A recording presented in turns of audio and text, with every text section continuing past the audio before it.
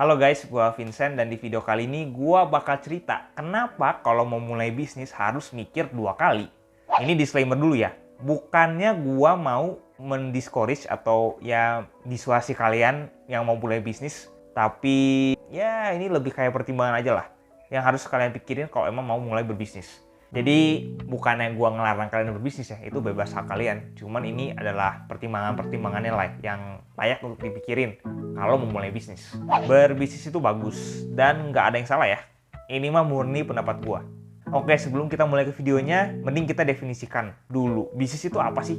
Menurut KBBI, bisnis adalah suatu usaha komersial dalam dunia perdagangan, bidang usaha atau usaha dagang. Mungkin di sini gue bakal kasih contohnya cash flow quadrant, ya buku tentang cash flow quadrant kalau salah judulnya dari Robert Kiyosaki. Dia lebih ngerti. Jadi intinya kalau bisnis itu adalah suatu sistem kan sebenarnya. Cuman kita harus membedakan nih, apa itu bisnis, apa itu self-employed. Self-employed atau small business atau menjadi bos dari diri sendiri itu beda dengan menjadi seorang pemilik bisnis atau yang gue bilang tadi punya suatu sistem. Perbedaan utamanya sederhana, bisnis dalam konteks self-employed nggak akan jalan kalau pemilik bisnisnya nggak ada. Jadi masih micromanaging. Jadi ini si pemilik bisnis itu superstar. Dia yang bakal ngakuin semuanya. Karena dia adalah orang yang menjalankan bisnis itu. Dia juga yang nemuin. Jadi harus ada dia pokoknya. Nggak ada dia nggak jalan. Ya udah kebayang lah ya yang bisnisnya kayak gitu gimana. Contohnya kalau jualan burger di pinggir jalan atau istilahnya Robert Kiyosaki adalah mom and pop shop, mom and pop burger shop lah gitu. Toko burger atau stand burger pinggir jalan dan dijual sama ya mungkin orang-orang tua atau sama anak muda. Pokoknya yang muncul lah pop-up gitu di pinggir jalan. Kalau pemilik bisnisnya nggak ada tuh yang bakal bikin burgernya, melayani pelanggan, dan nerima uangnya. Pokoknya nggak akan jalan tuh kalau nggak ada pemiliknya. Karena mereka yang masak, mereka yang nerima duit, mereka yang pokoknya manage menjalanin bisnis itu. Sementara bisnis menurut Robert Kiyosaki adalah sistem yang berjalan secara otomatis dengan atau tanpa ada pemiliknya. Contohnya McDonald's, ini yang gue inget banget dari dia. Dia ngasih contohnya tuh McDonald's. Mungkin burger bikinan orang lain, yang mom and pop shop tadi, itu lebih enak daripada McDonald's. Tapi, ya ini pertanyaan kuncinya nih, ini kuncinya di sini. Apakah bisa bisnisnya itu seperti McDonald's yang punya standar? Jadi siapa aja yang udah di training dan ngikutin resepnya bisa bikin burger. Misalnya nih, gua nih orang awam. Anggap aja gua mahasiswa kuliahan gitu ya dulu. Gua mau kerja di McD. Gua harus di training dulu kan biar tahu gimana caranya bikin burger. Gua yang nggak bisa bikin burger karena mereka punya standarnya, punya manual SOP-nya. Gimana gua jadi bisa bikin suatu burger tanpa gua tahu sebelumnya gimana caranya bikin burger. Gua awam bener-bener blank, nggak tahu apa-apa gitu. Dan mereka tuh bisa kayak gitu. Kenapa?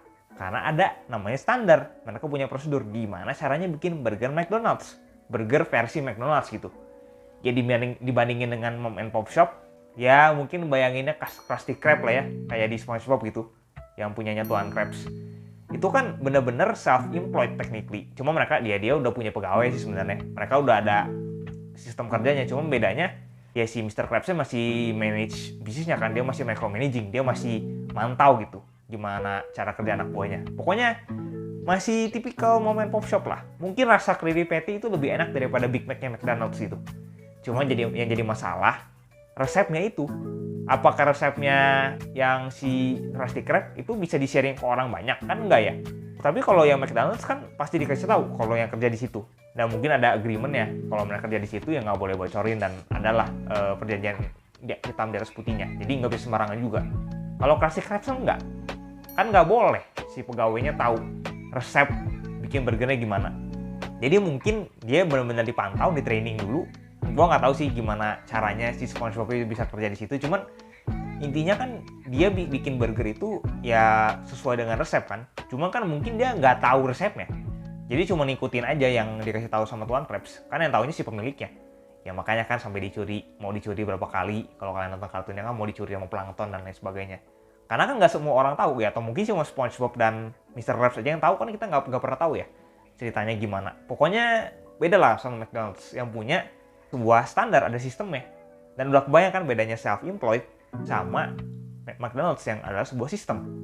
Jadi sebenarnya yang bisa dibilang bisnis secara real, yaitu yang si McDonald's itu, atau KFC dan teman-temannya, yang udah punya sistem.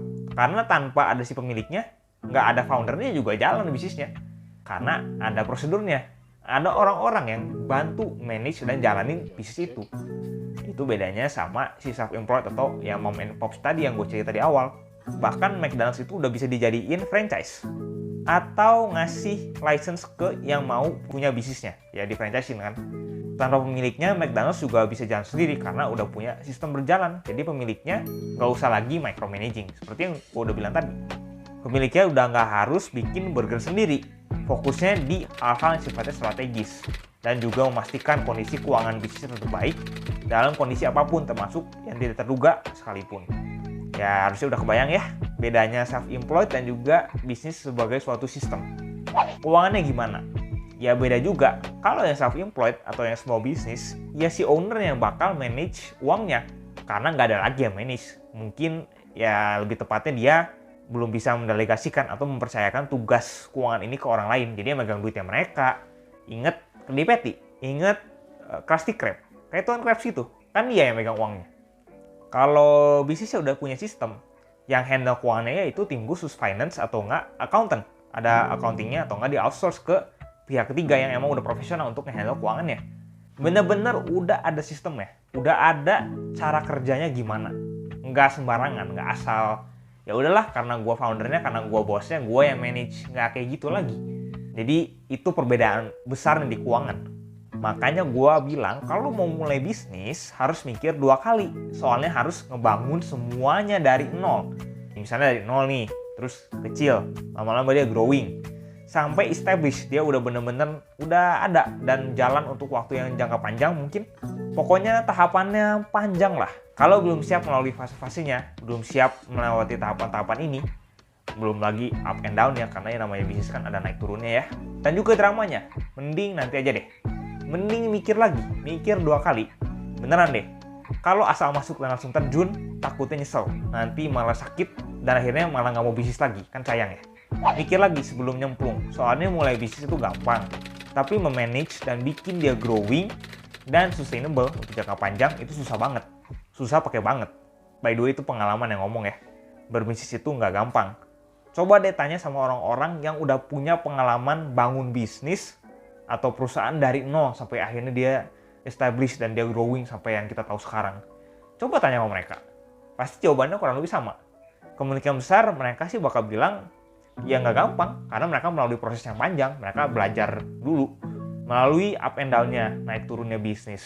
Akhirnya sampai mereka udah dipolish, udah bener-bener terasah. Ya kayak misalnya senjata udah tajam gitu. Karena mereka udah diasah, udah ditempa. Jadi mantep, udah siap untuk dipakai bertempur, kayak gitulah. Oke, sekian video kali ini. Thank you for watching. Kita ketemu lagi di video selanjutnya.